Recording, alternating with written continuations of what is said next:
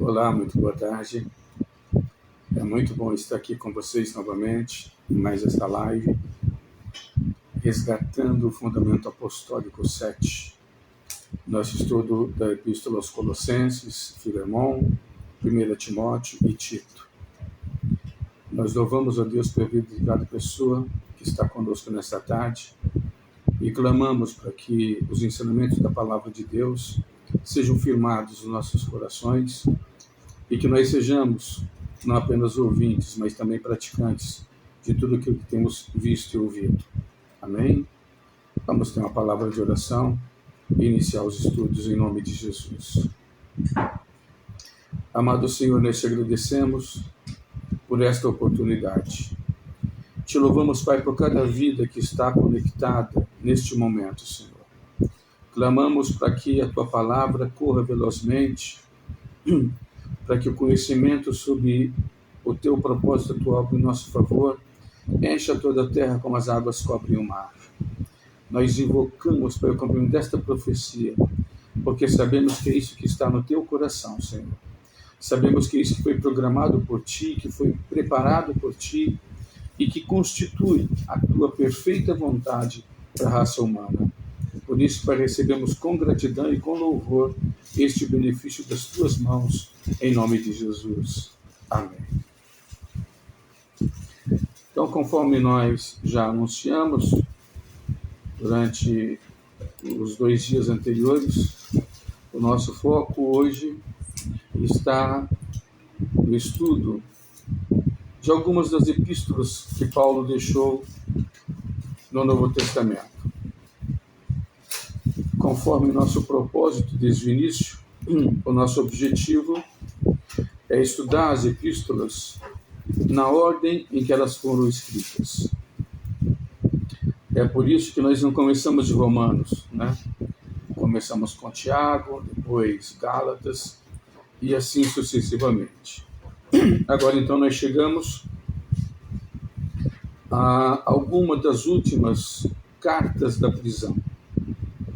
Colossenses e Filemon, assim como Efésios e Filipenses, fazem parte das chamadas cartas da prisão, as cartas que o apóstolo Paulo escreveu durante aqueles 2 anos que ele esteve encarcerado em Roma, naquela prisão domiciliar, mencionada em Atos, no capítulo 28. Então, durante aquele período, ele escreveu essas cartas, as chamadas cartas da prisão. A Epístola aos Efésios, a Epístola aos Filipenses, a Epístola aos Colossenses e a Epístola a Filemon. Tudo bem? Você vai perceber que em todas essas epístolas ele fala Paulo, o prisioneiro de Cristo Jesus. Essa prisão não é aquela final, nem aquela última, onde ele esteve na Mamertina. E, na verdade, naquela ocasião ele escreveu apenas a segunda carta a Timóteo, que não é alvo do nosso estudo hoje, tá bom? Hoje o alvo é a primeira carta, mas a primeira carta a Timóteo, como a carta a Tito, que também estudaremos hoje, não foram escritas durante o período da prisão. Elas foram escritas durante o período em que Paulo esteve solto, né? Ali entre 62 e 64, 65, até que ele foi novamente preso, e daí foi conduzido à execução. Amém? Então, a primeira coisa que nós queremos falar é um pouco sobre essa cidade de Colossos. A cidade de Colossos, ela ficava numa região 160 quilômetros a leste de Éfeso. E ali tinha um rio chamado Rio Lico. E Colossos, como Hierápolis e Laodiceia, eram cidades que foram construídas na margem desse rio Lico. Tudo bem? Hoje é a região da Turquia, essa parte ali onde ficava a cidade de Colossos. Também é importante frisar que Paulo não fundou a igreja de Colossos. A igreja dos Colossenses foi fundada por Epáfras, um dos discípulos de Paulo, e Epáfras foi treinado por Paulo durante aquele período de 2 anos que Paulo ensinou, lecionou, preparou uma série de ministrantes da palavra, de anunciadores da palavra, ali na escola de Tirano, conforme relata Atos capítulo 19. Então foi nesse contexto histórico que a cidade de Colossos recebeu a igreja do Senhor Jesus. Então Epáfras foi instrumento usado por Deus para iniciar essa igreja, e aí depois teve todo o processo, né, de continuidade do trabalho e vai por aí afora. A outra carta, a segunda carta que nós vamos estudar na tarde deste dia, a Epístola a Filemon, também foi escrita por Paulo da prisão e foi dirigida à igreja de Colossos. Por quê? Porque Filemon era membro dessa igreja. Filemon era um membro, né, que, ao que tudo indica, ocupava uma liderança ali, muito provavelmente não fosse a liderança principal, ou seja, não era o bispo de Colossos, né? Mas ele, pelo que o texto diz, ocupava um cargo diaconal ali em Colossos, tá bem?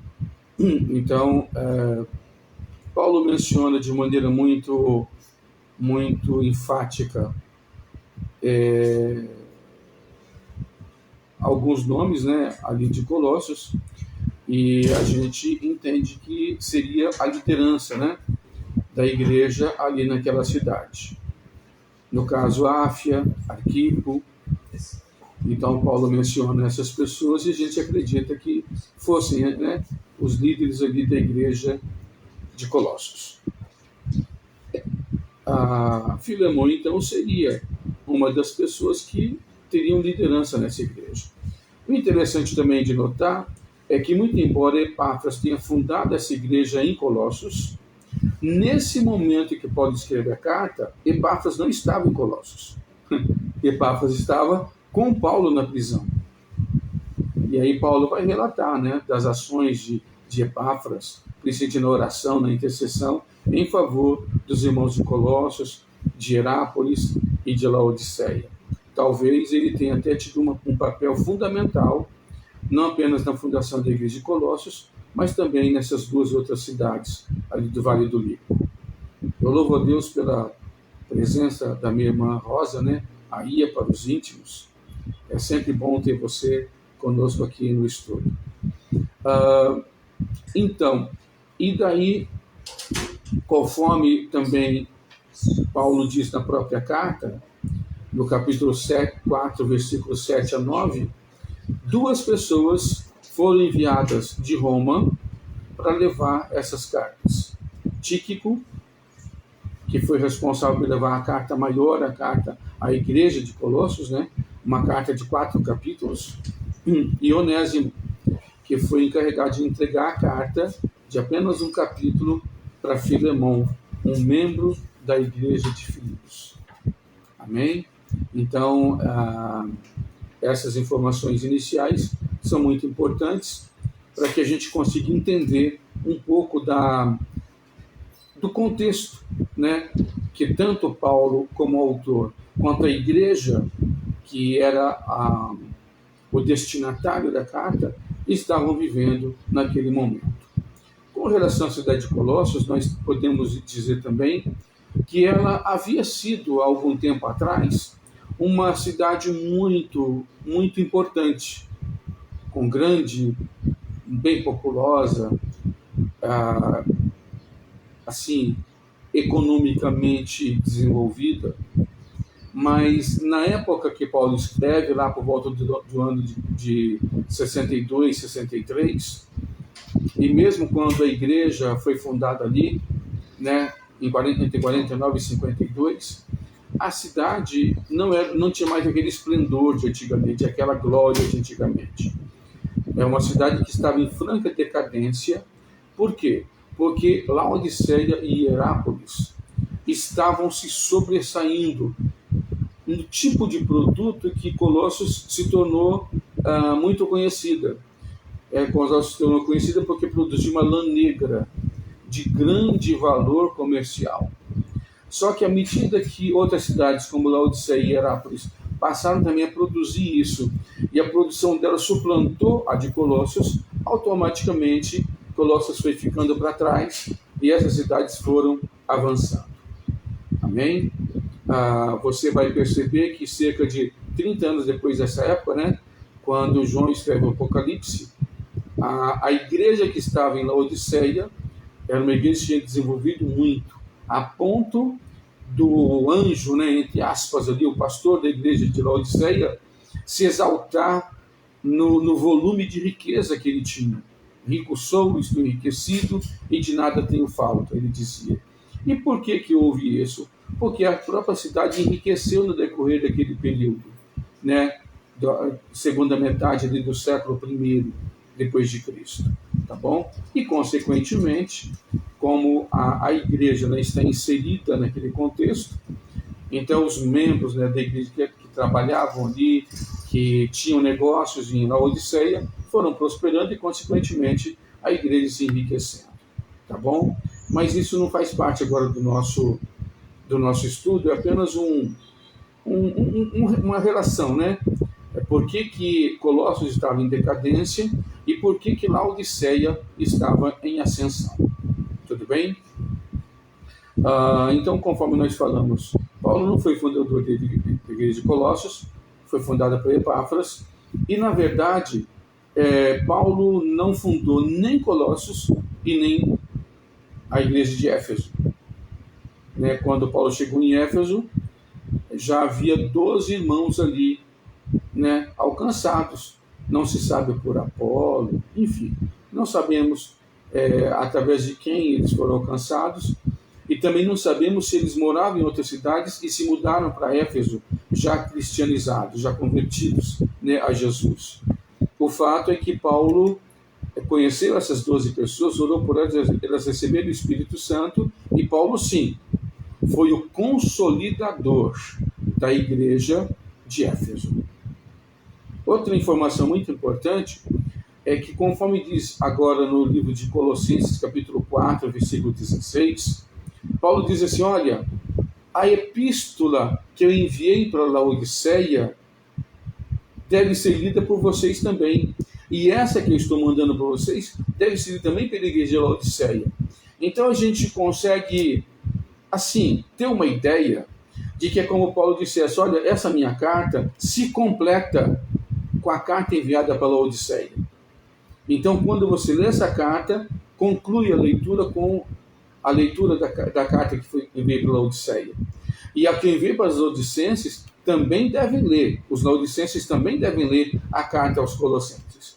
É justamente por isso que a gente entende que aquela carta que nós conhecemos como Epístola de Paulo aos Efésios foi originariamente a carta que Paulo encaminhou aos Laodicenses. E, além disso, também tem outras coisas, né?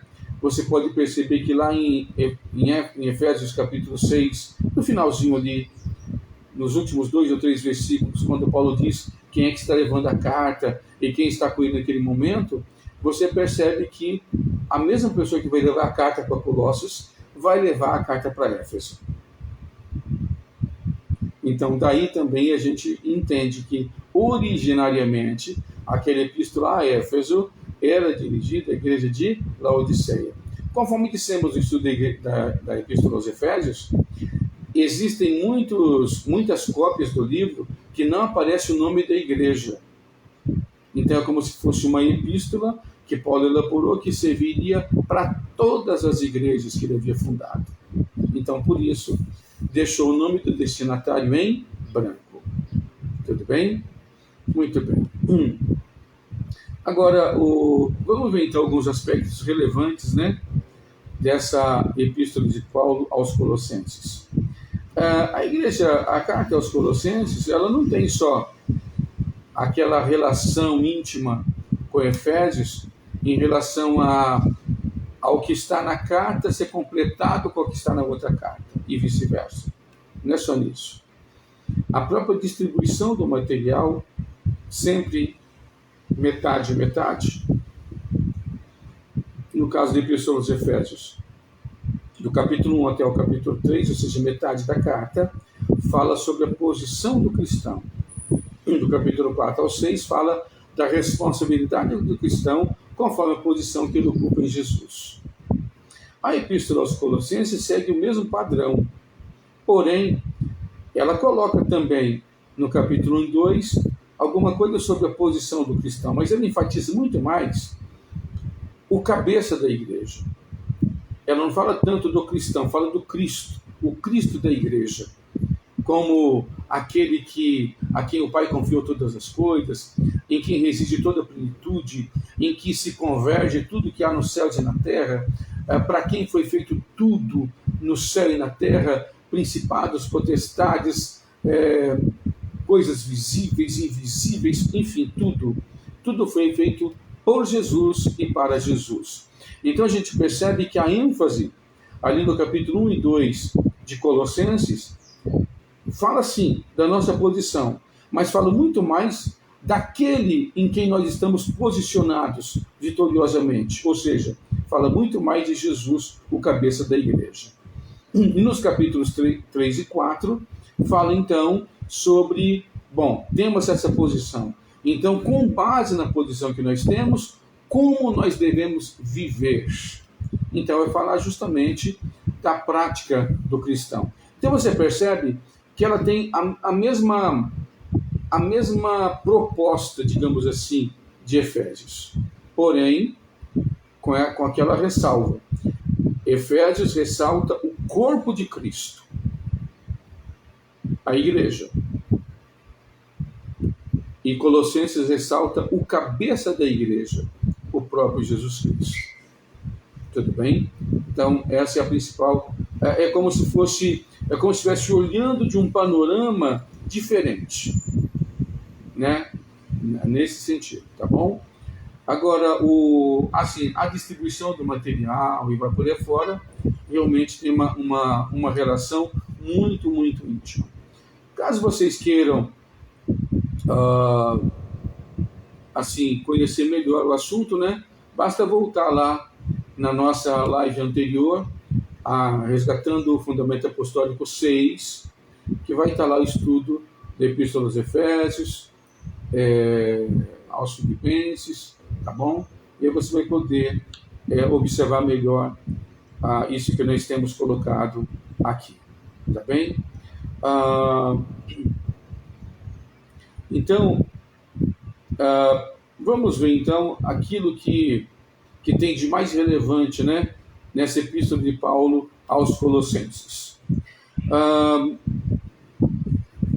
O apóstolo inicia, né, essa epístola apresentando quem são os autores. E você pode perceber que tanto a epístola que Paulo escreveu aos Filipenses, quanto a epístola que Paulo escreveu aos Colossenses, ele teve um coautor.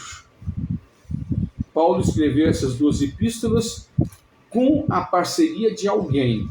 E quem foi esse parceiro de Paulo? Timóteo. Então, você pode perceber que lá no versículo 1 e 2 do primeiro capítulo, vai falar justamente sobre os autores da epístola.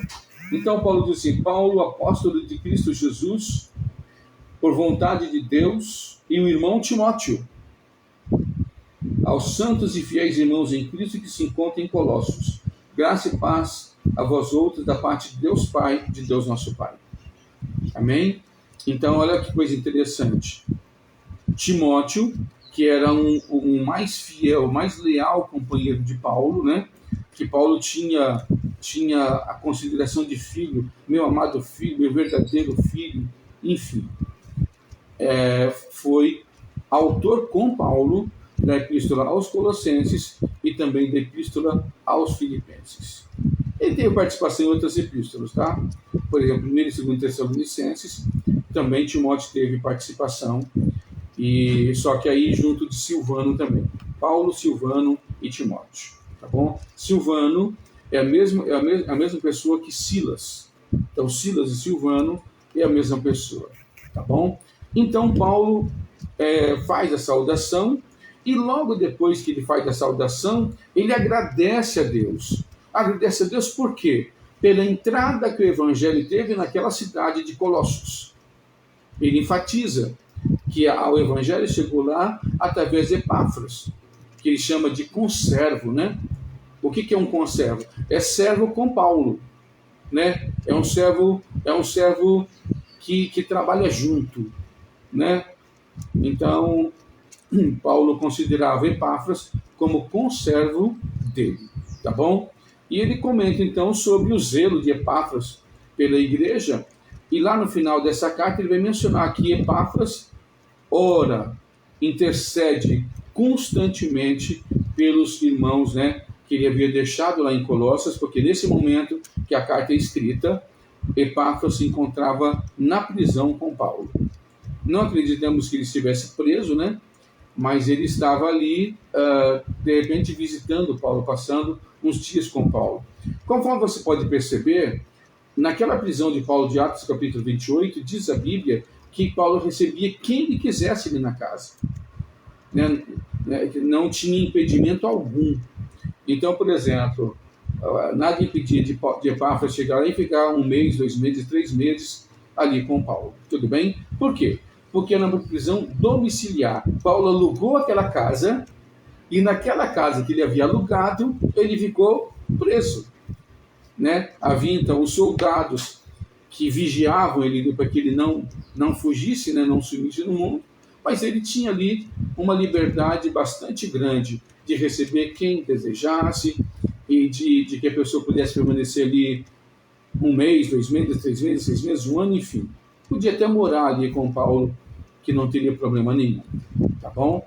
Então Epáfras, que era esse conservo de Paulo, fundador da igreja de Colossos, passou uma grande temporada com Paulo ali nessa prisão em Roma.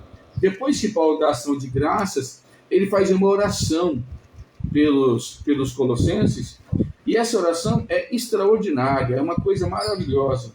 Eu até gostaria de ler para você o conteúdo dessa oração de Paulo. Está do versículo 9 até o versículo 12. Olha só o que o apóstolo diz. Por esta razão também eu, desde o dia em que o ouvimos, não cessamos de orar por vós e de pedir que transbordeis de pleno conhecimento de nosso Senhor Jesus Cristo, em toda a sabedoria e entendimento espiritual, a fim de viverdes de modo digno do Senhor, para o seu inteiro agrado, frutificando em toda boa obra e crescendo no pleno conhecimento de Deus, sendo fortalecidos com todo o poder, segundo a força da sua glória, em toda a perseverança e longanimidade com alegria, dando graças ao Pai que vos fez idôneos, a parte da herança que vos cabe como santos na luz. Ou seja, eu dou graças a Deus, eu louvo a Deus, que deu para vocês a idoneidade, a condição de viver uma vida de santidade para o inteiro agrado do Pai Celestial, preparando para desfrutar de toda a herança dos santos na luz.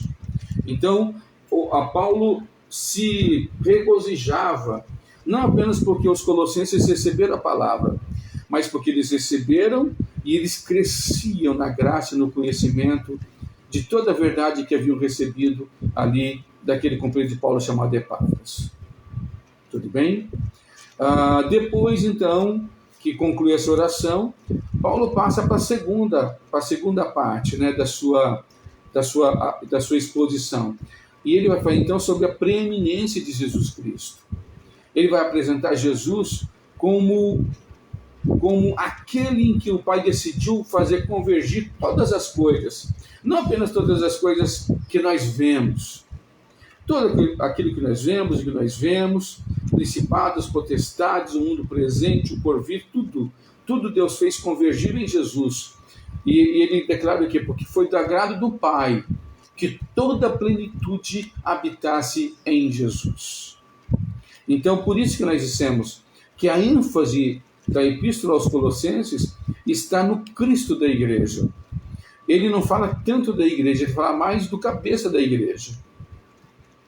E depois que conclui essa parte, né, mostrando que Jesus tem um papel preeminente na nossa criação, porque nós somos criados para Ele, nós somos criados por Ele e para Ele.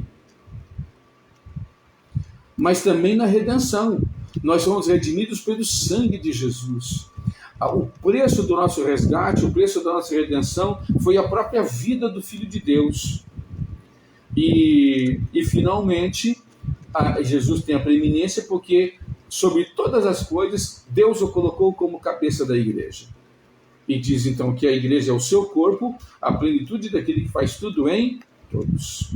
Ou seja, quando fala que Jesus é a cabeça da igreja, que a igreja é o corpo, e que através do corpo, da cabeça do corpo, a plenitude de Deus se manifesta, então a plenitude de Deus se manifesta através da igreja. Amém? Então Deus deseja, tudo que Deus quer realizar na terra, Ele quer realizar através da igreja. E quem compõe a igreja? Todos aqueles que reconhecem Jesus como seu Senhor e como seu dono. Esses homens e essas mulheres fazem parte da igreja do Cordeiro de Deus, a noiva do Cordeiro. Amém? Aí nós chegamos, ao capítulo 2 da Epístola aos Colossenses. E no capítulo 2, Paulo vai falar justamente de tudo aquilo que em Jesus nós conseguimos liberdade. Então ele diz que em Jesus nós temos, em primeiro lugar, liberdade das vãs filosofias. Sabe, aquelas posições filosóficas que tomavam conta da discussão das pessoas, aqueles sofismas que a Bíblia declara, na segunda epístola aos Coríntios, capítulo 10, dizendo que as armas da nossa milícia são poderosas em Deus para a destruição das fortalezas e para a eliminação dos sofismas. O que são sofismas? São essas posições filosóficas totalmente estranhas à verdade de Deus, à palavra de Deus, à revelação de Deus, daquilo que Ele tem para a humanidade.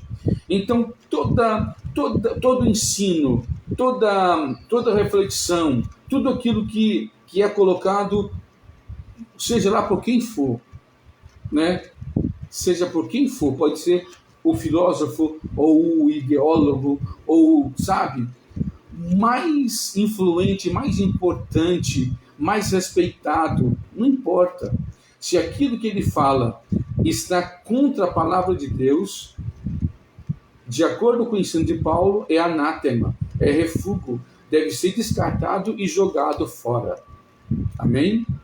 Então nós precisamos, como homens e mulheres que têm contato com a verdade revelada de Deus, precisamos estar dispostos a jogar fora todo conhecimento, conforme diz o texto, toda altivez, todo pensamento que se levanta contra o conhecimento do Filho de Deus, e jogar fora porque não presta, não serve para nós, não edifica, não constrói, não nos ajuda na edificação da nossa vida, nem nesse tempo e nem na eternidade, que na verdade é o principal. Amém? Então, aí nós somos livres do efeito, da influência dessas filosofias. Mas nós somos livres também da influência dessas filosofias. Somos livres do julgamento dos homens. Sabe, quando havia na igreja de Colossos aquelas pessoas que queriam dizer como que você deveria agir, como que você deveria falar, como que você deveria se portar. Tipo assim, olha, precisa fazer isso, precisa circuncidar, precisa guardar o sábado, precisa guardar... Paulo falou, não. Essas coisas são sombras. Agora nós estamos vivendo a realidade. Então, quando a realidade se manifesta, o que é sombra perde todo sentido, perde todo propósito, perde todo valor. A circuncisão um dia foi interessante? Foi importante? Sim. Mas ela foi importante para preparar o coração do povo para entender que a circuncisão que Deus desejava fazer não é no membro sexual masculino, mas é no coração. É cortar do nosso coração, retirar da nossa vida tudo aquilo que prejudica a nossa caminhada diante de Deus. Tudo. Então, aí a circuncisão, que era retirada daquela pele que cobre a glândula do pênis, era apenas um símbolo, uma figura, uma imitação da verdadeira circuncisão. Então, Paulo fala, nós já temos o que é verdadeiro, nós já temos a realidade diante de nós, então não tem por que ficarmos presos à sombra. Mas havia na igreja de Colossos, como nas demais igrejas também, aqueles chamados cristãos judaizantes, que queriam submeter, né, aqueles novos cristãos, os cristãos gentios, no caso, a preceitos da lei de Moisés, que não tinham valor nenhum, absolutamente nenhum, para aquele que não era judeu segundo a carne. Amém?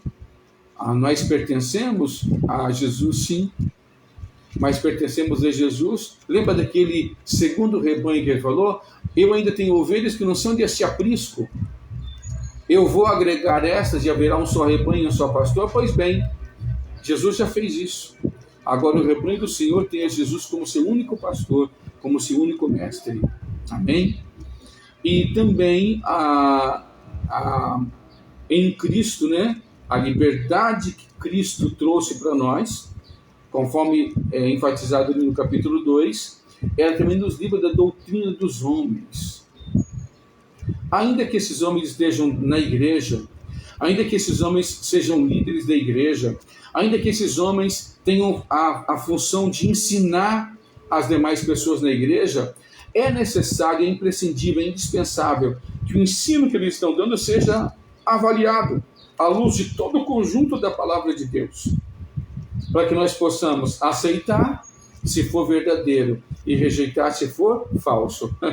Aí você pergunta, mas como que eu vou saber se o ensino, se aquilo que estou ouvindo é verdadeiro ou falso? Muito simples. Faça como os bereanos. Ouve a palavra, anota, e aí você vai lá na palavra, vai lá na Bíblia, pega o texto, lê o texto, e aí você vai ter a condição de concluir. Com a inspiração, com a orientação do Espírito Santo, se aquele ensino é verdadeiro ou é falso. É claro que para isso vai ser necessário você comparar a Escritura com a Escritura, você ligar as pontas, né? As pontas soltas, entende? Para que você tenha um entendimento completo e harmônico de tudo aquilo que a Bíblia tem de revelação de Deus para mim e para você. Amém? Para ajudar você a entender, o nosso propósito ao fazer essas lives é ajudar você a entender. É ajudar você a identificar o que é verdadeiro e o que é falso. Por isso, essas lives têm o título Resgatando o Fundamento Apostólico. Muitos mestres, né, que na verdade são falsos mestres, entraram na igreja e permanecem na igreja. E permanecem ensinando, e permanecem influenciando. Mas o ensino deles é ensino de perdição. Então, como que você vai poder avaliar esse ensino e concluir que é ensino de perdição? Conhecendo a palavra de Deus. Cavando fundo. Lembra do que Deus falou, né? Quando ele deu aquela palavra para Isaías levar para o Ciro? Entende? Quando Deus deu aquela profecia sobre Ciro, Ciro nem havia nascido ainda. Nasceu daí há cerca de 200 anos. Mas Deus chamou pelo nome e falou, eu te conduzirei aos tesouros escondidos. Por que Deus tinha decidido e sabia que poderia conduzir Ciro aos tesouros escondidos? Porque sabia que Ciro seria alguém que se deixaria conduzir por Deus na busca desses tesouros escondidos. Os tesouros mais valiosos não estão na superfície, estão na profundidade. Então, quanto mais você buscar na profundidade da palavra, quanto mais você buscar se aprofundar na palavra, no estudo da palavra, mais preciosos tesouros você vai descobrir. Mais preciosos tesouros você vai encontrar. Então, Deus revela os tesouros mais valiosos, mais preciosos, àqueles que buscam com muito mais profundidade. Então, que seja você um desses que buscam com profundidade, e você vai realmente alcançar esses tesouros aí, né, guardados de uma maneira muito mais cuidadosa pelo Pai, para aqueles que realmente estão buscando de todo o coração como Ele deseja. Amém? Quando nós chegamos, então, no capítulo 3 e 4, não é que muda o enfoque permanece o mesmo, porém, agora passa por uma segunda questão. Bom, já que Jesus tem essa supremacia, já que Jesus tem essa soberania, já que Jesus tem essa preeminência sobre nossas vidas e que nós somos servos de Jesus, então vamos lá. Como deve ser a nossa vida diante dele? Então é isso que Paulo vai desenvolver nos capítulos 3 e 4, falando de como que deve ser a nossa completa rendição a Jesus e a nossa plena submissão a Jesus. Amém? Então aqui diz que essa inclusão nossa no corpo de Jesus Cristo, em que nós temos um cabeça, e esse cabeça é aquele que o Pai entregou toda a glória, todo o poder no céu e na terra. Então, nota bem, o cabeça passa para o corpo parte das suas atribuições. O cabeça manda, mas quem faz é o corpo. Por exemplo, a minha cabeça dá ordem para a minha mão se movimentar. A ordem saiu da cabeça, mas a cabeça depende da mão para fazer o movimento necessário.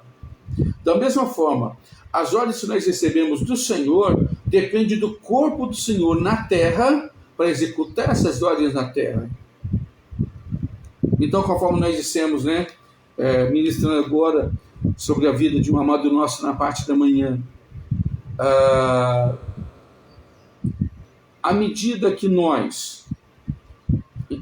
que Jesus recebeu todo o poder no céu e na terra, e ele fala, agora vocês vão a toda a terra, significa o seguinte, que o poder que recebeu sobre a terra, ele está passando para os seus seguidores, está passando para os seus aliados, e está passando para os seus servos que estão onde? Na terra.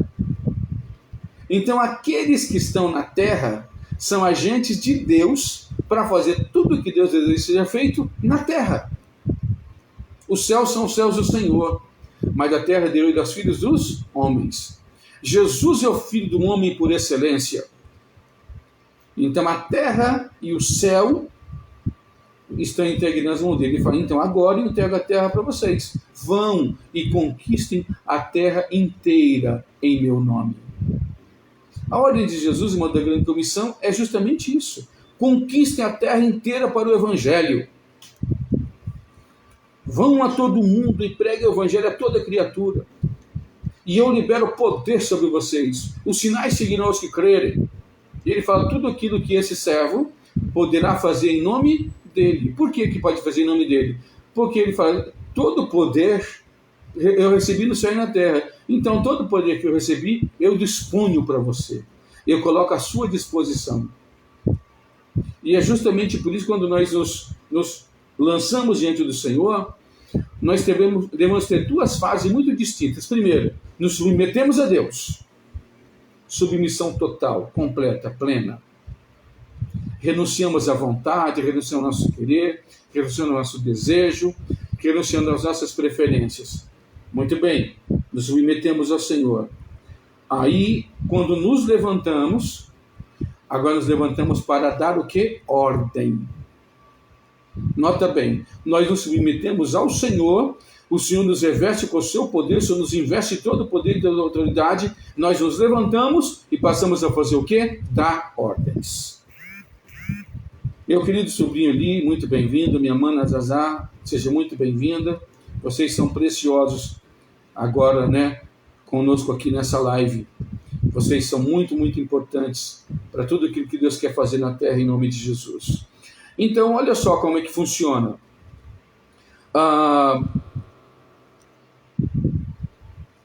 Eu quero fazer uma referência aqui para você entender até que ponto chega isso. Quando a igreja católica falava muito dessa questão, o anjo da guarda, cada um tem um anjo da guarda e tal, enfim. Será que esse negócio de anjo da guarda realmente existe? Existe. A Bíblia diz que o anjo do Senhor acampa-se ao redor daqueles que o temem e os livra. Então esse anjo do Senhor o quê? Qual a função dele? Guardar, proteger. Diz a Bíblia em Hebreus capítulo 2 que o papel deles é servir àqueles que hão de herdar a salvação. Muito bem. Agora, olha só. Eles existem só para guardar? Não. Esses anjos nos acompanham também para executar as nossas ordens dadas em nome de Jesus. Porque Jesus é herdeiro de tudo, não é? Jesus falou para Pedro o quê? Pedro, guarda a tua espada na bainha. Ou não pensas tu que eu não poderia rogar ao Pai e ele me enviaria agora mesmo mais de 12 legiões de anjos? Então Jesus sabia que ele tinha uma cota. Uma cota. Um número de anjos que ele poderia pedir ao Pai a qualquer momento para estar a serviço dele. Qual que era essa cota de Jesus? 12 legiões. Quanto que se compõe cada legião? 6.000. Então 12 vezes 6.000, 72.000 anjos. Então Jesus sabia que ele tinha uma cota de 72.000 anjos à sua disposição. E eu pergunto, será que é só Jesus que tem essa cota de anjos à disposição? Não. Jesus tem uma cota que é o dobro da cota que eu tenho e que você tem. Por quê? Porque um dia, lá na eternidade, Jesus foi o unigênito do Pai. Lembra disso? Porém, hoje, Jesus não é mais o unigênito. Não é mais o único do gênero dos filhos de Deus. Agora, Jesus é o primogênito da grande família de Deus, da qual eu faço parte e você faz parte. Então, eu sou um dos príncipes do reino de Deus. Muito bem. Então, o direito do primogênito é o dobro daquilo que cabe aos demais filhos. Então, se Jesus, como primogênito, tem direito a 72.000 anjos, sabe qual é a sua cota de anjos? A metade disso. Você tem direito a 36.000 anjos de Deus para executarem as suas ordens. Então, imagina o poder que você tem de exercer o comando sobre 36.000 anjos da milícia celestial. Dá para você executar o plano de Deus na terra ou não dá? Dá e sobra. Lembra o que um anjo fez no acampamento dos assírios na época do rei Ezequias? Um anjo só durante a noite executou, exterminou 185.000 soldados da Assíria. E quando Senaqueribe se levantou no dia seguinte, eu vou fazer esse povo comer o esterco que eu vou lançar na minha privada. Eu vou fazer esse povo beber a minha urina. Sabe o que aconteceu? Quando ele se levantou, ele estava cercado por 188.000 cadáveres. Todos os soldados do seu exército. Ele então, todo humilhado, todo envergonhado, só pôde voltar para a Síria, e quando chegou lá não terminou o juízo dele não. O que aconteceu? 2 servos dele o mataram. E assim terminou o reinado daquele homem que se colocou na posição de querer afrontar Deus e afrontar o povo de Deus. Então entendam bem, quando nós dissemos que você recebeu um poder extraordinariamente grande, é fato real, consumado, fundamentado na palavra e fundamentado nos princípios de Deus. O que significa o direito de primogênito? O primogênito tem o dobro do poder dos demais filhos. O primogênito tem o dobro da herança dos demais filhos. Porém, cada um dos filhos da família de Deus tem o direito à sua respectiva parte no poder. Então, é por isso que nós dizemos, nós nos submetemos a Deus, nos lançamos aos pés de Deus, nos humilhamos aos pés de Deus. Mas quando nos levantamos, nós damos ordens. E as nossas ordens são de reis e sacerdotes diante de Deus, o nosso Pai. Não vou ficar só nas minhas palavras, não. Pega Romanos 5,17. Diz o que lá? Aqueles que receberam a abundância da graça e o dom da justiça reinam em vida. Ué? Nós não vamos reinar depois da morte. Sim, nós vamos reinar depois da morte. Vamos. Mas vamos reinar sobre o quê? Sobre o universo inteiro. Nós vamos reinar com Jesus em tudo aquilo que Deus fez, que constitui a nossa herança. Quem vencer, diz a palavra, herdará todas as coisas. Jesus disse, aquele que vencer se assentará comigo no meu trono, assim como também eu venci e me sentei com meu Pai no seu trono. Agora, nota bem, quando a Bíblia diz que aquele que recebeu a abundância da graça e dom da justiça reina em vida, é na vida presente hoje. Reina em vida onde? Sobre a terra, como rei e sacerdote de Deus na terra. Como aquele que executa os decretos de Deus na terra. E essa é a minha posição, e essa é a sua posição em Cristo. E em Cristo está a plenitude da divindade. Então, por aí você vê no que consiste a nossa posição. E você também pode perceber por que a palavra de Deus diz para nós que nós podemos entrar com ousadia, com intrepidez diante do trono de Deus. Isso, irmãos, não é que significa entrar com desrespeito, não, com irreverência, não, de jeito nenhum. É com muito temor.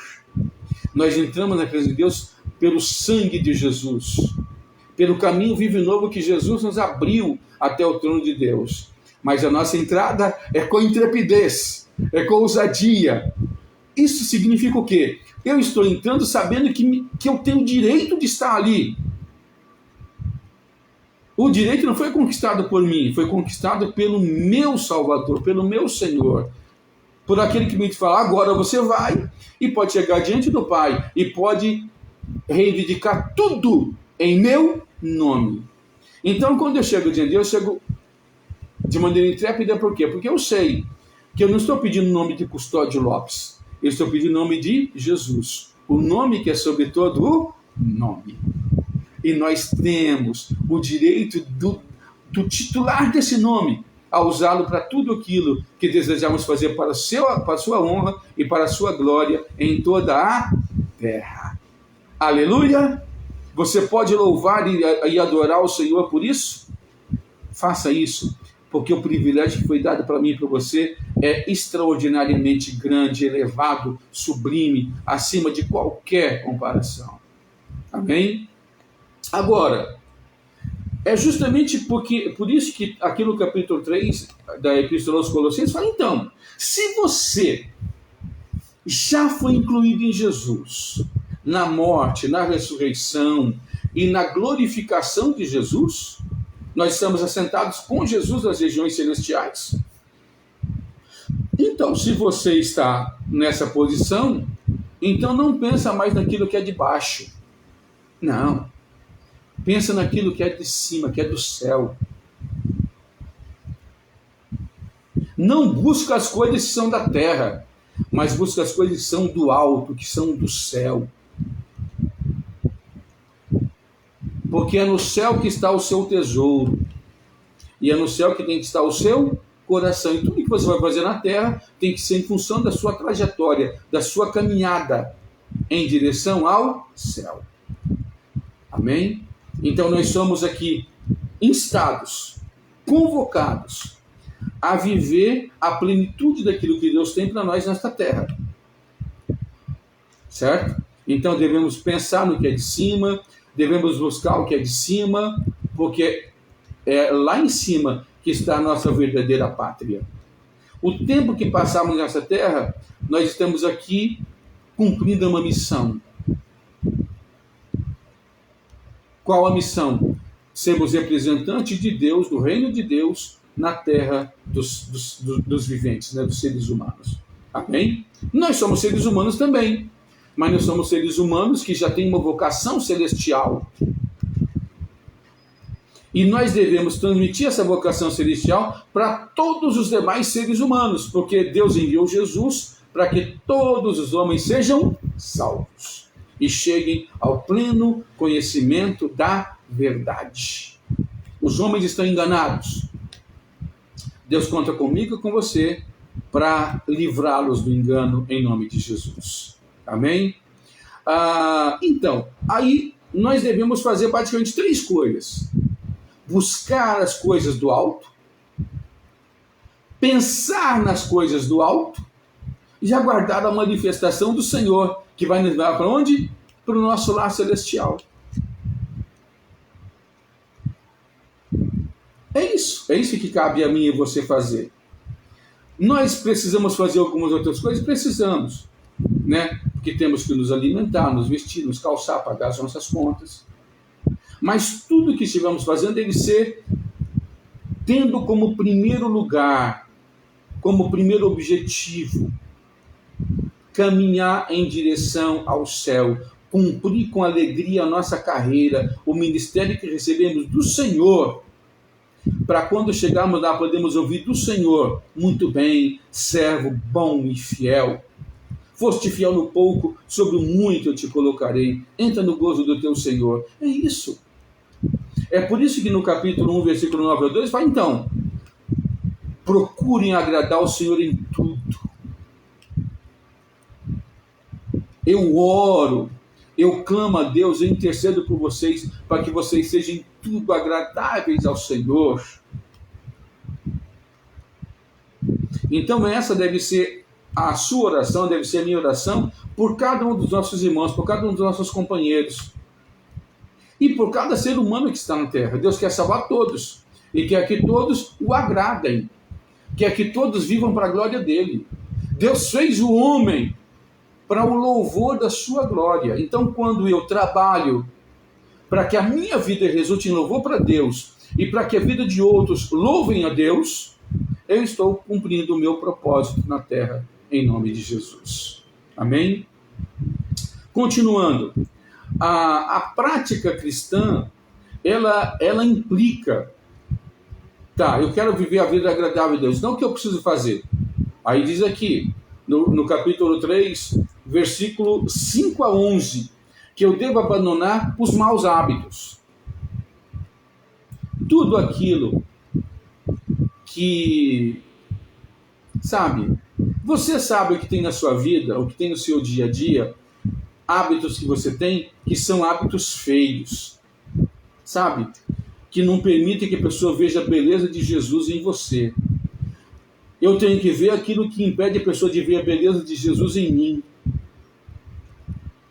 Então, existem muitos hábitos, muitas manias, muitas coisas que nós praticamos. E às vezes, mas o que tem isso? Tem muito a ver. Porque esses maus hábitos impedem o outro que está ao meu lado, que está comigo, que me acompanha, impede de ver em mim a beleza de Jesus. Impede de que aquela pessoa glorifique a Deus por aquilo que ele vê de Deus em mim. Então, se eu amo a Deus e quero dar para ele o melhor de mim, eu preciso fazer o quê? Abandonar todos os maus hábitos. Aí no capítulo 3, versículo 5 a 11, tem uma listinha. Lê essa lista. Se apresenta diante de Deus e fala: Senhor, em nome de Jesus, eu quero deixar todos esses maus hábitos aqui, que são desagradáveis, que não edificam a vida de ninguém. Eu quero deixar isso de lado. Nós acabamos de fazer um jejum da purificação, está lembrado? Me purifica, Senhor, de todas essas coisas. Tira da minha vida toda essa imundície. Certo?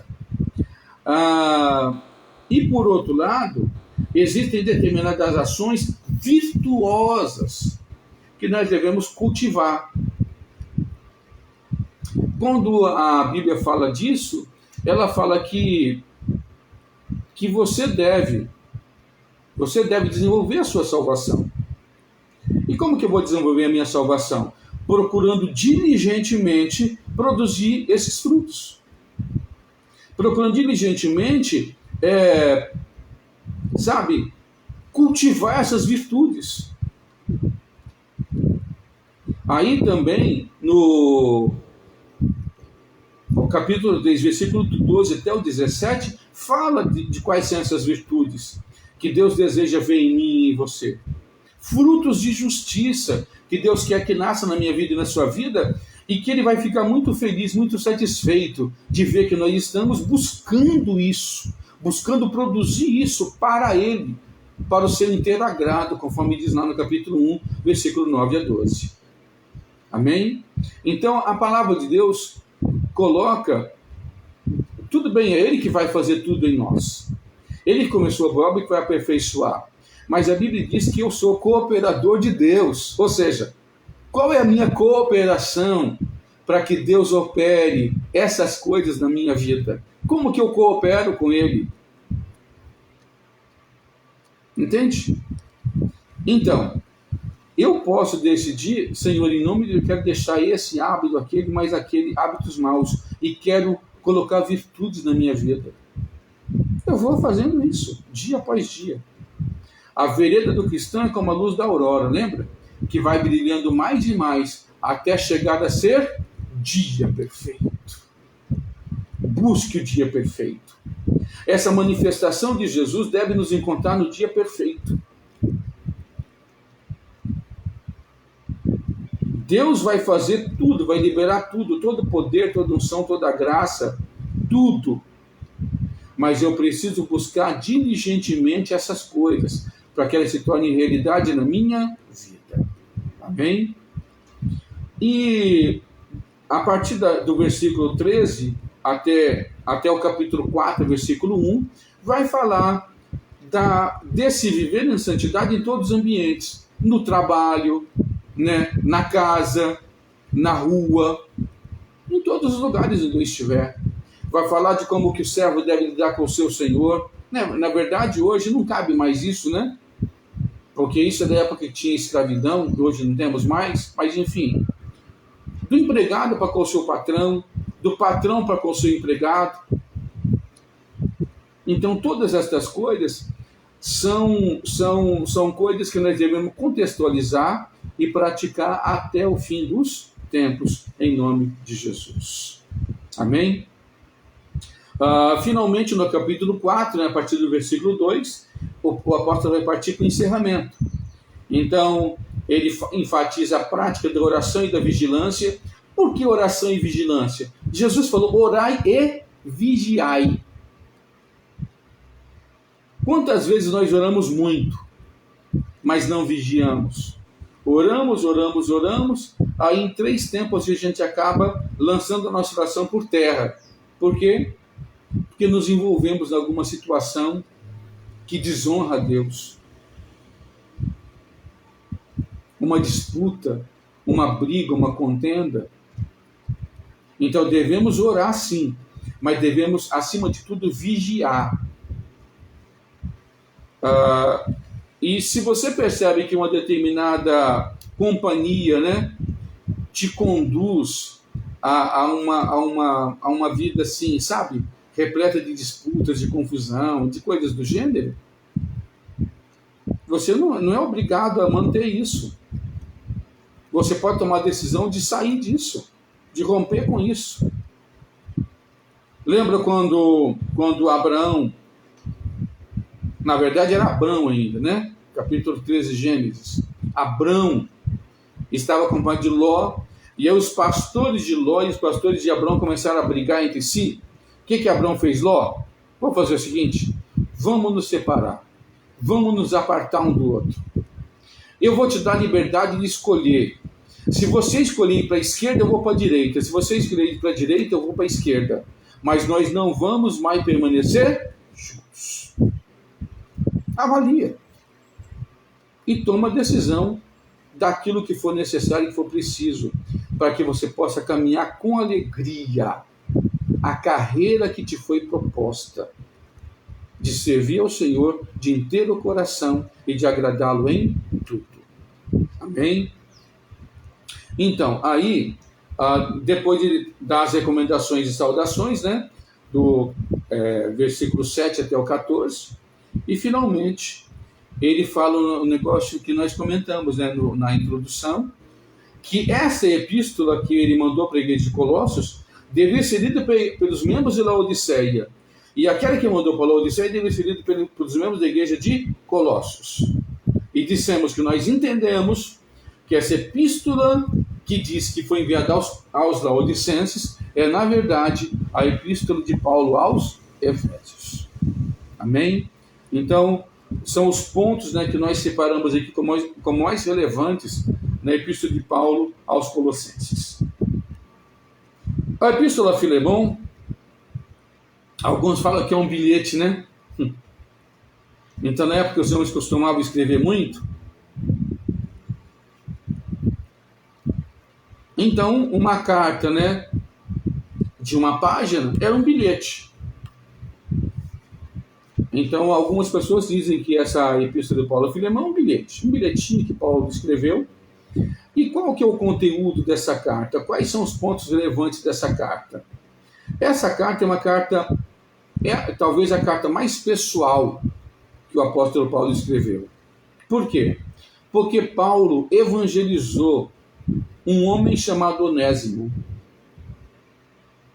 E Onésimo, então, não sei se porque foi condenado à prisão, ou porque foi recebido ali por Paulo, né, na casa de Paulo em Roma, Onésimo passou uma temporada ali com Paulo.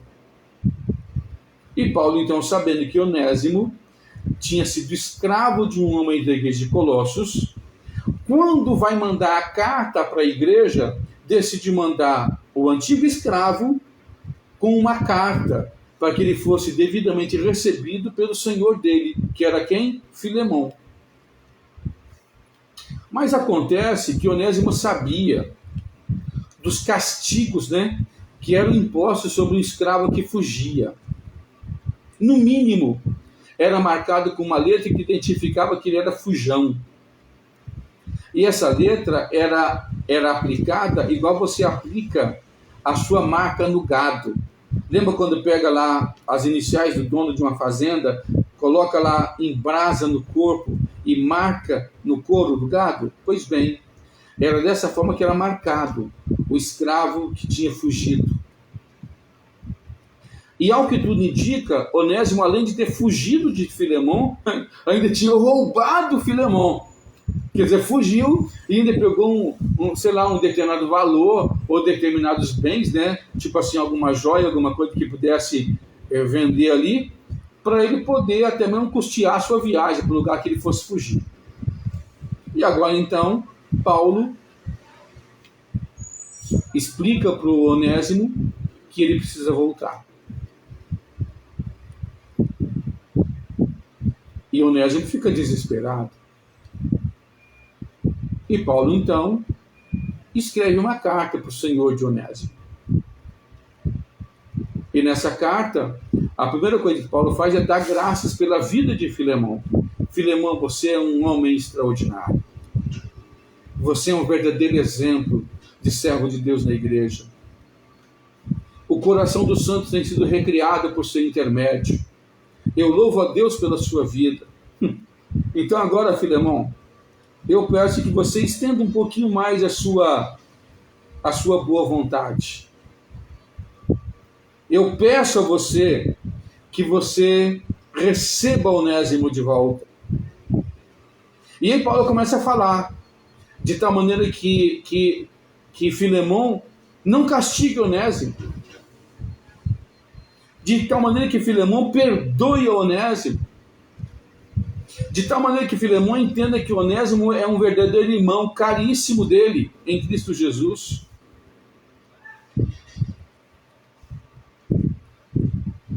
Que inclusive Filemão receba Onésimo não mais como escravo, mas como irmão em Cristo, irmão caríssimo. E olha só a ousadia de Paulo. No final da carta falou: Onésimo, Filemão, eu sei que você vai obedecer, eu sei que você vai atender o meu pedido. E sei que você vai fazer mais do que eu estou pedindo. Olha que coisa extraordinária.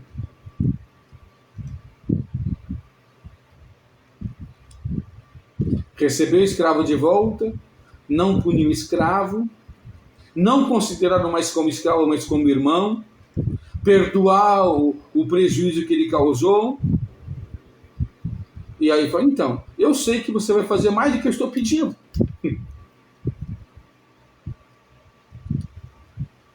Você consegue imaginar o que Filemão poderia ter feito além de tudo aquilo que Paulo pediu em favor de Onésimo? Guarde isso, porque nós vamos ministrar nesse assunto de maneira mais detalhada, e você vai entender, né, que realmente Filemão fez mais do que Paulo pediu nessa carta.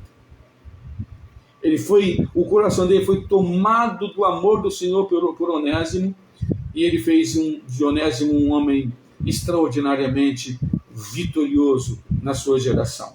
Nós vamos comentar sobre isso, mas o tempo não permitiria que nós avançássemos mais detalhadamente nesse livro, tá bom? Então, como eu quero fazer isso de maneira bem específica, eu vou deixar o gostinho na sua boca, né? A expectativa aí para quando a gente for fazer isso de maneira mais detalhada sobre a Epístola a Filemão. Agora vamos para 1 Timóteo. Você sabe que quando, lá no capítulo 16 de Atos, houve uma briga entre Paulo e Barnabé. O pivô da briga entre Paulo e Barnabé era se deviam levar Marcos com eles ou não. Porque na primeira viagem, que começou no capítulo 13, eles tinham levado Marcos. Só que Marcos voltou antes da metade da viagem. E agora, então, quando existe a proposta de fazerem a segunda viagem, Barnabé quer levar Marcos. Marcos era sobrinho de Barnabé. Então, Barnabé queria que Marcos fosse com ele. Ele queria investir em Marcos, queria ensinar para Marcos. Mas Paulo não. Paulo queria estar acompanhado de homens prontos. E como Marcos não estava pronto, Paulo não quis levar. Não, ele não vai. E aí teve uma briga, porque Barnabé queria treinar Marcos, queria preparar Marcos, e Paulo queria um homem preparado já para acompanhá-lo na viagem. Então houve a briga, né? Houve aquela discussão, e eles se apartaram. Então Barnabé tomou Marcos e viajou com Marcos para Chipre. E Paulo chamou Silas, que era da igreja de Jerusalém, estava lá em Antioquia, né, por aqueles dias, e chamou Silas então para ir com ele. Então Paulo foi com Silas e Barnabé foi com Marcos. Porém, quando chegou na cidade de Listra, o que aconteceu? Paulo encontrou Timóteo e convidou também Timóteo para ir com ele nessa viagem. Então, Paulo agora estava Silas e Timóteo. Para você ter uma ideia, as epístolas aos Tessalonicenses, Paulo escreveu com Silas e Timóteo. Só que ali, Paulo coloca Silvano, mas Silvano e Silas são a mesma pessoa. Paulo, Silvano e Timóteo. A igreja dos Tessalonicenses, em Deus nosso Pai e no Senhor Jesus Cristo. É assim que está a saudação da primeira carta. Então Paulo, Silas ou Silvano e Timóteo foram companheiros, né, em muitas dessas empreitadas. Segundo eu falei, no caso dessa carta aos Colossenses e também da carta aos Filipenses que nós fizemos na live anterior, Timóteo foi um dos autores com Paulo. Em Filipenses, Paulo fala, Paulo e Timóteo, servos de Jesus Cristo. A igreja dos Filipenses com os bispos e diáconos. Tudo bem? Então você entende que Timóteo era um companheiro de mão cheia de Paulo. Assim, eu não conheço outro companheiro de Paulo em que Paulo confiasse mais, apostasse mais e encarregasse de coisas tão gloriosas e grandiosas como ele fez com Timóteo. E aqui você vai entender o que eu quero dizer. Por quê? Porque é justamente esse o contexto da carta. Quando Paulo precisou de um representante dele de confiança em Éfeso, Paulo escolheu quem? Timóteo, para ser esse representante lá. Então Paulo enviou Timóteo para Éfeso, e Timóteo então permaneceu em Éfeso durante alguns anos. Primeiro ele era como se fosse um interino. Paulo era o líder, e ele era quem? Aquele que representava o líder, que respondia em lugar do líder. Mas a partir de 65, Paulo oficializou Timóteo como bispo da igreja de Éfeso. Tudo bem? Na fase em que Paulo escreve essa carta, ele ainda não está efetivado, não está confirmado como bispo. Ele ainda está na condição de representante de Paulo naquela igreja. Tudo bem? Então aí o que acontece? Segundo nós falamos, né? Paulo deu o termo, né? Chamou de filho dele duas pessoas, Timóteo e Tito. Mas é com relação a Timóteo que ele fez essa declaração mais vezes. E ele fala, inclusive, né, na carta, que ele não tinha ninguém de igual sentimento, que sinceramente cuidasse do estado da igreja, a não ser Timóteo. E que Timóteo tinha servido a ele como filho serve ao pai. E então ele apresenta Timóteo dessa forma, a igreja para onde Timóteo foi enviado nessa ocasião, né? E depois ele entrega o encargo de cuidar da igreja da cidade de Éfeso, uma das maiores que tinha, né, para Timóteo. Tá bom? E daí então, quando Paulo escreve essa carta, segundo nós falamos, Timóteo estava como interino, não era o bispo titular. Era como que um substituto, né, um representante de Paulo ali. Tá bom? E vamos ver então os aspectos relevantes nessa carta a 1 Timóteo. Nessa carta, a primeira coisa que Paulo faz é especificar para Timóteo, né, a lista das responsabilidades dele para cumprir da maneira mais completa possível aquele encargo que recebeu do apóstolo.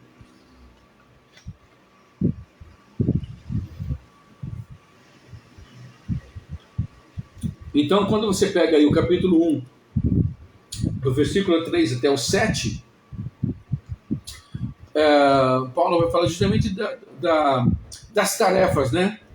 Da incumbência que foi confiada a Timóteo na liderança dessa igreja ali em Éfeso. E logo depois, Paulo vai falar com Timóteo sobre um cuidado grande que ele precisa cuidar, que ele precisa ter. E é o quê?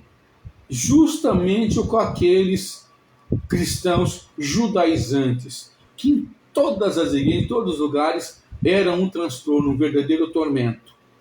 Porque ficava sempre pegando naquele, então, agora, né, que vocês receberam Jesus, vocês precisam ser circuncidados e guardar a lei de Moisés. Sempre a mesma colocação. Era sabe? Eles pegavam assim naquele ponto ali e não queriam soltar por nada. E Paulo então defendia a liberdade do gentil. Ele não tinha que seguir a lei de Moisés nenhuma. Entendeu? Lá naquele concílio apostólico que teve em Jerusalém, que aparece em Atos capítulo 15, os apóstolos diziam assim, se reuniram e falaram, olha, as igrejas gentios precisarão fazer apenas isso, isso, isso e isso. 4 coisinhas ali. Se guardar da prostituição, do que é sufocado, do sangue e das coisas contaminadas, sacrificadas aos ídolos. Pronto. Era isso que, de tudo aquilo que a lei de Moisés trazia, o que incumbia ao cristão gentil preservar, guardar. As demais coisas, ele estava o quê? Livre de cumprir. Mas em cada vez que surgia uma igreja, eles chegavam, sabe, repetindo essa colocação constante. E não foi diferente na igreja de Éfeso. Então Paulo diz para Timóteo que ele deve rejeitar o ensino desses judaizantes. E Paulo diz que a lei é boa. Não tem problema nenhum na lei. Mas, quando a pessoa diz que se você guardar o princípio da lei, que você tem que guardar o princípio da lei para ser salvo, aí essa utilização da lei deixa de ser legítima. Entende a questão? Olha só. Eu posso guardar toda a lei, de Moisés, inclusive. Posso guardar sábado, sabe? Posso deixar pego a lista lá de Levíticos, dos animais imundos, não como esses animais. Posso. E Deus vai receber, Deus vai aceitar. Agora, o que eu não posso fazer é eu crer que a minha salvação depende disso. E principalmente ensinar para outras pessoas que para ele ser salvo, ele precisa guardar essas coisas. Entende isso? Então, se eu decido cumprir todo o ritual da lei, porque eu penso, não, realmente é bom, vai ser bom fazer isso. Amém. Agora, a minha salvação não depende disso. Entendeu a diferença? Então, quando que esse ensino se torna pernicioso e maldito? Quando ele quer dizer o seguinte: Jesus Cristo, o sacrifício de Jesus, a obra de Jesus, não é suficiente para te salvar. Você precisa cumprir a lei para ser salvo. Então, nesse ponto é que nós não podemos aceitar em hipótese nenhuma. É esse limite cortante que Timóteo teria que colocar na igreja de Éfeso e em qualquer outro lugar onde ele fosse ministrar. E detalhe, é o mesmo que nós temos que dizer hoje, por quê? Porque a palavra de Deus, os céus e a terra passam, mas a palavra de Deus permanece para sempre. Amém? Então eu não posso, em absoluto, em hipótese nenhuma, acrescentar nada que seja estranho ao Evangelho. Perfeito? Muito bem. E aí então Paulo vai dizer justamente isso, que quando eu coloco outras coisas como que são necessárias para ser salvo, eu estou dizendo que o sacrifício de Jesus não é suficiente e que a graça salvadora de Jesus que se manifestou sobre nós não é suficiente. E isso deixa de ser Evangelho de Jesus Cristo e passa a ser qualquer outra coisa que não interessa a mínima, nem para mim, nem para você, porque nós somos salvos pelo Evangelho de Jesus, que é o poder de Deus para a salvação de todo aquele que crê. Primeiro do judeu e depois do grego.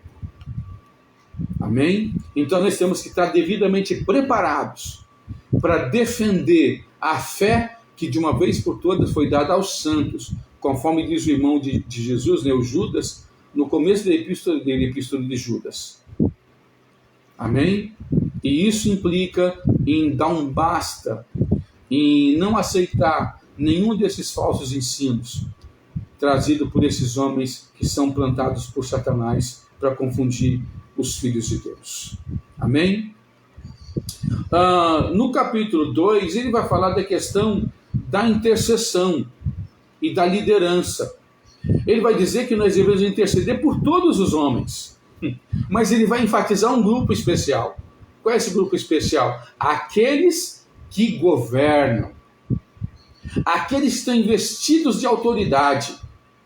Então diz que eu tenho que orar por todos os homens, principalmente por aqueles. Por quê?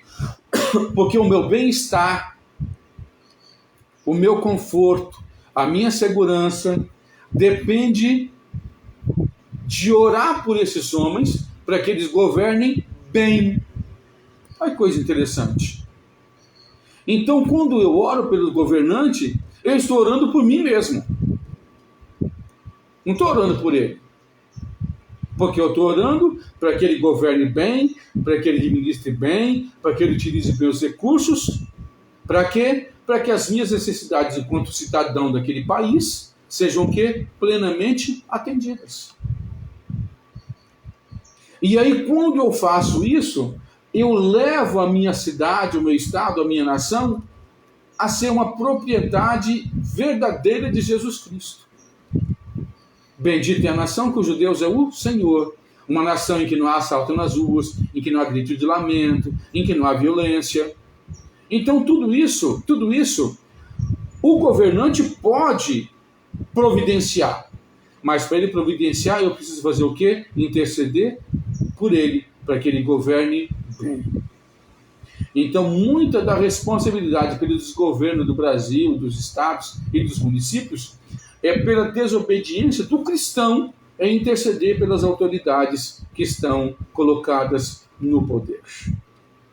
Então, se você não tem orado pelas autoridades, passe a orar a partir de hoje, porque disso depende a sua boa vida, a sua segurança, sabe? A provisão, a proteção, enfim, a administração da justiça como um todo. Amém? Aí depois Paulo dá instruções sobre o culto, né? O culto mesmo. O culto que é feito no ambiente de um templo, da igreja, né? No capítulo 2, versículo de 8 a 15. E no capítulo 3, ele dá uma palavra muito específica sobre a qualificação dos bispos e dos diáconos. Esses critérios que Paulo estabelece ali são critérios que a igreja precisa continuar observando. Porque a falta desses critérios, ao colocar uma pessoa na liderança, tem provocado estragos muito grandes na vida da igreja. E por que esse estrago tem acontecido? Porque ela tem caminhado em desobediência ao fundamento apostólico. Então, quando diz que o bispo deve ser marido de uma só mulher, que deve ser apto para ensinar, que deve ser não contencioso, não avarento, tudo isso tem que ser observado. O que é o homem avarento? É o homem que o dinheiro é Deus, que idolatra o dinheiro. Um ser como esse não vai poder governar bem a igreja, porque o interesse dele não é aquele que deve ser.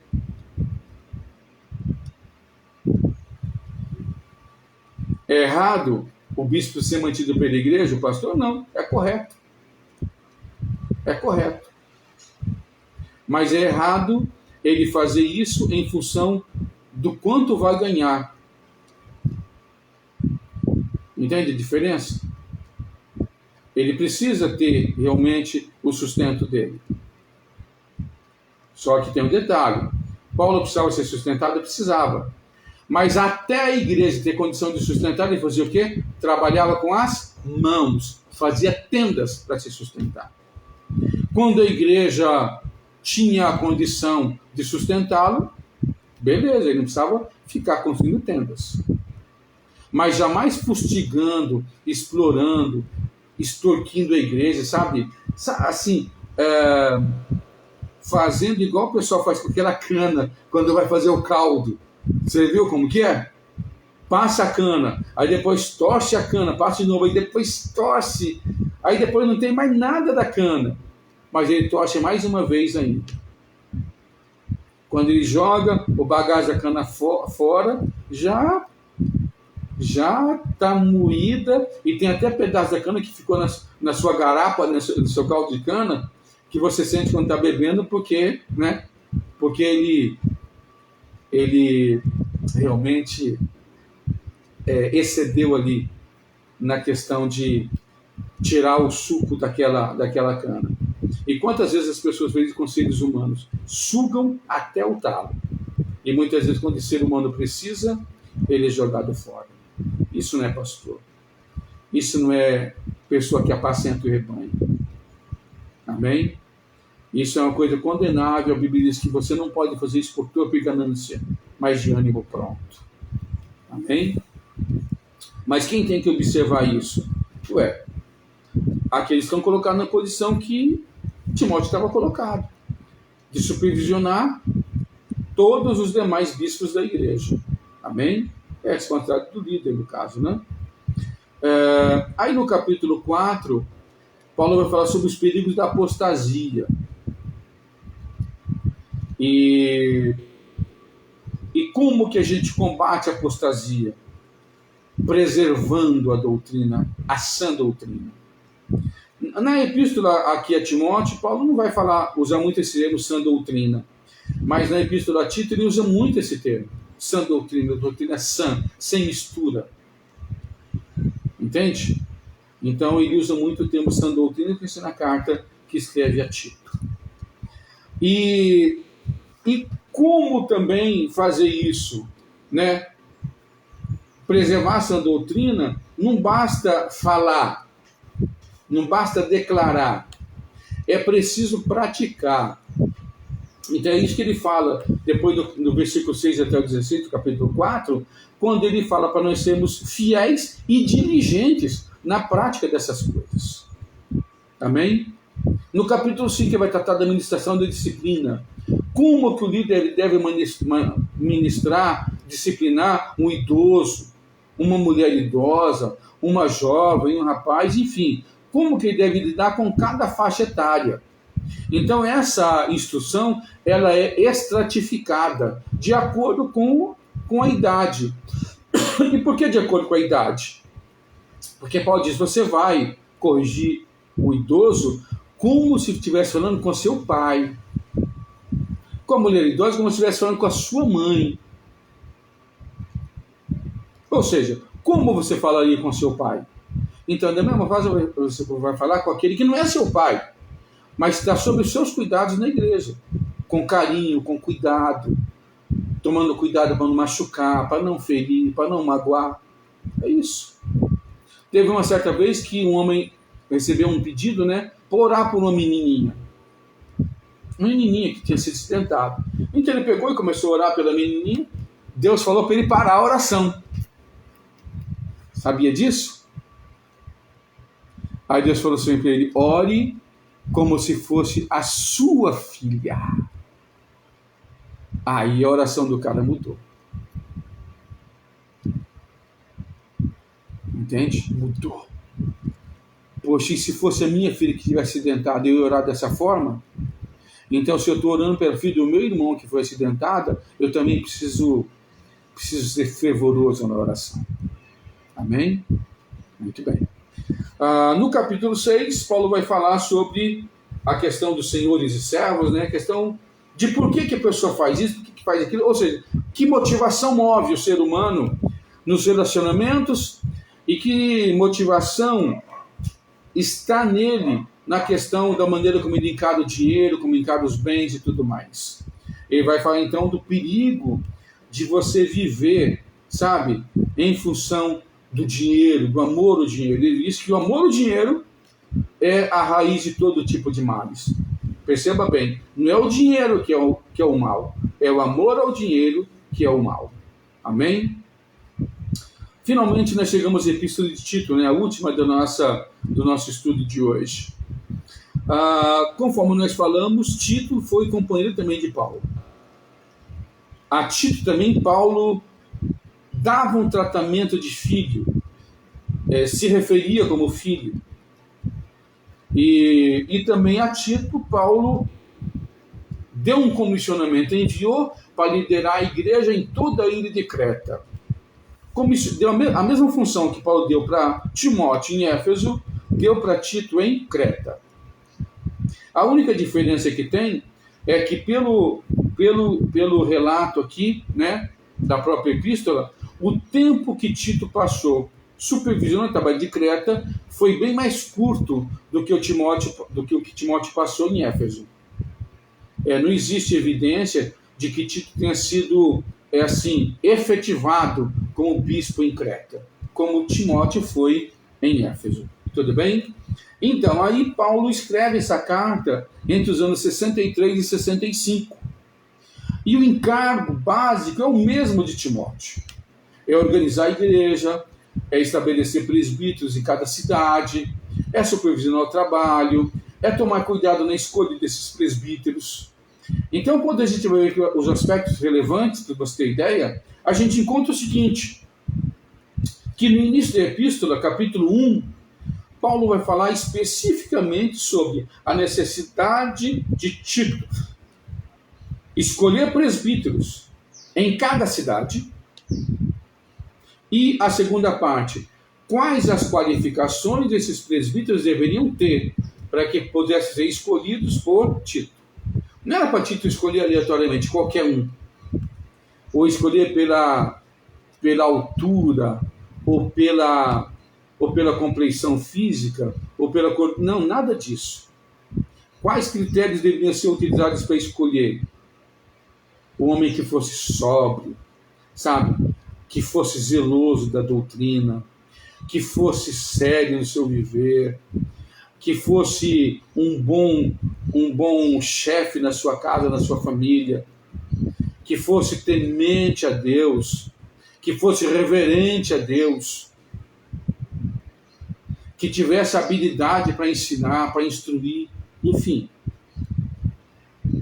que fosse são na fé, verdadeiramente sarado enquanto um homem de Deus. Então essas eram as qualificações, as características, as qualidades que o homem deveria ter e que Tito deveria observar, avaliar e ver. Bom, ele tem, então ele pode ser um presbítero. Tudo bem? No capítulo 2, Paulo vai dizer justamente, conforme nós dizemos, né, para que Tito defendesse a sã doutrina. O interessante é que Paulo reconhecia que os cretenses, até na própria cultura, eles eram doentes. A marca da cultura cretense era a mentira, a enrolação, né? Lembra uns tipos aí no Brasil que a marca deles é serem malandros, lembra disso? Pois bem, você tem aquela marca da malandragem. No caso dos cretenses, a marca era a preguiça e querer tirar vantagem em tudo. Beleza? Então, até nos próprios ditados, né, que corriam, assim como corre de todas as pessoas em todos os lugares. Então, o pessoal se vê os cretenses como ventres preguiçosos, como pessoas mentirosas. Então, aquela expressão, viver como um cretense, era ser mentiroso, era ser enganador. Então, a própria cultura do lugar tinha essa marca negativa. Então, Paulo diz para o Tito, trabalhe isso com muita firmeza, com muita determinação, porque essa fala, essa visão que as pessoas têm dos cretenses é uma visão verdadeira.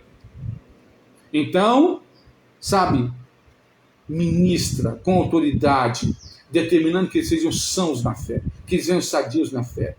Que essa doença da mentira, que essa doença da preguiça seja rejeitada da vida deles, seja extirpada da vida deles. Amém? E conforme você sabe, né? Nós devemos não apenas trabalhar com as mãos para o sustento, como também trabalhar para Deus no seu reino. É isso e é assim que essa carta, essa epístola a Tito vai se concluir. Sendo toda a igreja chamada para a prática das boas obras. As boas obras, disse Paulo, é proveitosa para tudo. Ela glorifica a Deus e ela beneficia os seres humanos que Deus criou a sua imagem e semelhança. Então, seja firme nisso, Tito. Declara isso para toda a igreja, que os que são de Cristo devem se dedicar às boas obras. Devem, um dever do cristão, praticar boas obras. Porque o mundo vai ver as boas obras do cristão e vai glorificar ao Pai que está nos céus. E assim esse cristão, essa cristã, vai poder contribuir para que o nome de Deus seja glorificado, para que Deus seja engrandecido e vai fazer com que Deus ache prazer, contentamento e alegria na minha vida e na sua vida, em nome de Jesus. Eu louvo a Deus pela sua vida, eu agradeço a Deus pela sua companhia comigo desde o início até agora. Né?